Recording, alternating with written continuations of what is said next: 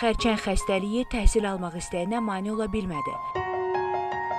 20 aprel tarixində keçirilmiş buraxılış imtahanının nəticələri elan olunub. Uğurlu nəticə əldə edənlərdən biri də Abşeron rayon Periküşgül qəsəbə tam orta məktəbinin şagirdi Sadiq Rəcəblidir.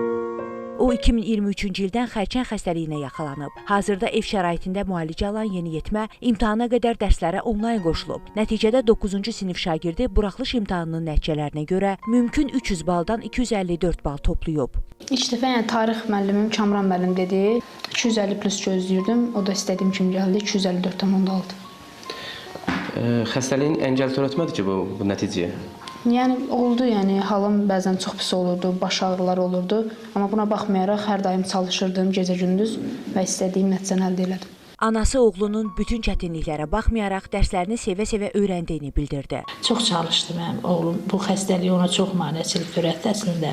Çox ağrıyırdı, çox əziyyətlər gördü. Sadiq xəstəliyinə görə evdə təhsil alır, yəni müəllimləri evinə gəlir. Hazırlıqlarını isə onlayn şəkildə davam edib. Buraxılış imtahanında biz bildiyimiz kimi 3 fəndən verilir. Azərbaycan dili, riyaziyyat, ingilis və bu 3 fən içərisində ən çox Azərbaycan dilindən 95,1 bal toplamışam.